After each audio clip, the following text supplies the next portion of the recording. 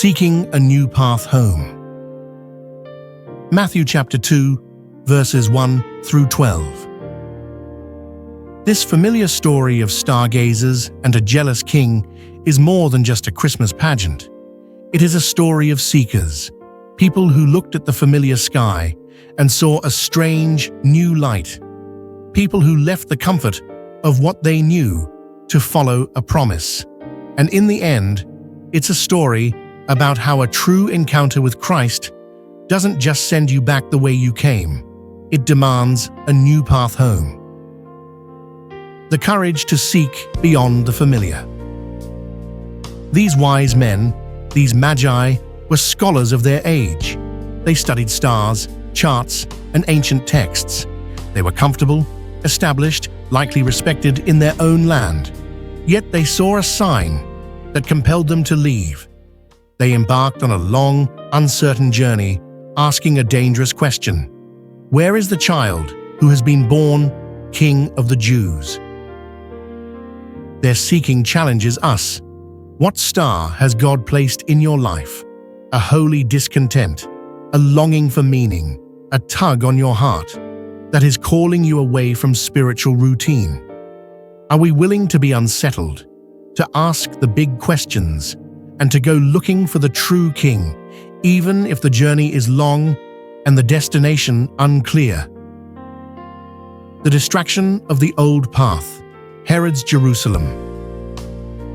Notice where their logical journey took them first, to the center of earthly power, King Herod's court. It seemed right. You seek a king, you go to a palace. But what they found there was fear, manipulation, and hypocrisy. Herod, and all Jerusalem with him, was frightened.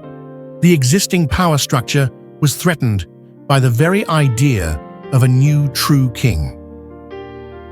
Herod represents the old path, the path of control, ego, and preservation of the status quo. He pretends to seek worship, but his heart seeks destruction. How often do we, in our search for God, get sidetracked by the Herods of our world, the paths of mere religion without transformation, of power without love, of ambition without righteousness? The old path is familiar, often leads to a dead end of fear and falsehood. The joy of finding and offering. Guided not by Herod, but once again by the star, they find the child in a humble house, not a palace. And their response is perfect. They were overwhelmed with joy. They knelt down and paid him homage.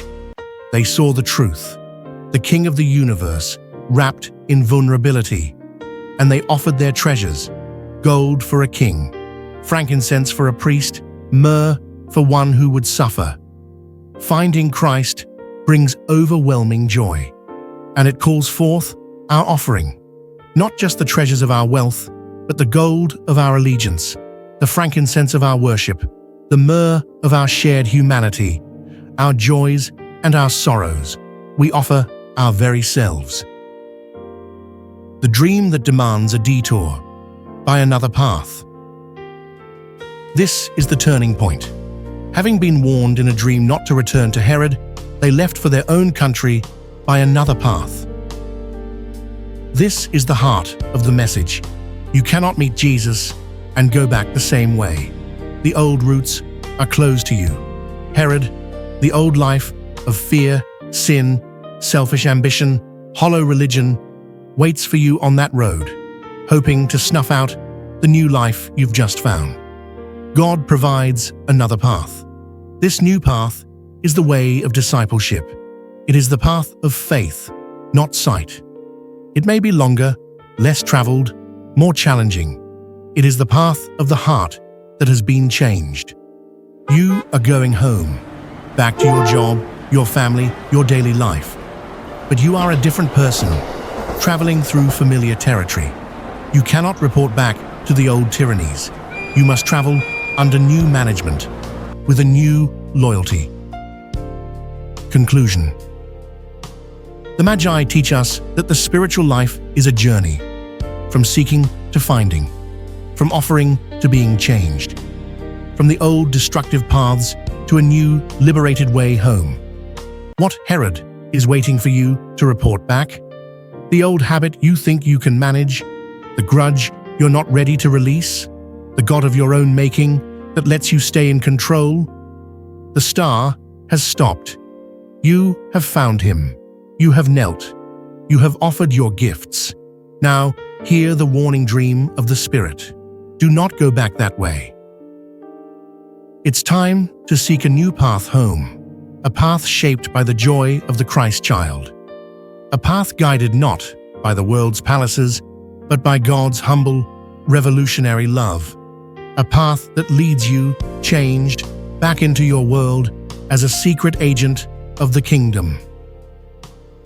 Amen. What old path are you being called to leave behind this week? Reflect on the one thing, a habit, a fear, a grudge, that your encounter with Christ is urging you to abandon. Choose one new step on the path of discipleship instead, a moment of intentional prayer, an act of kindness, or a decision to trust. Share your commitment with a trusted friend or in the comments below as we journey together.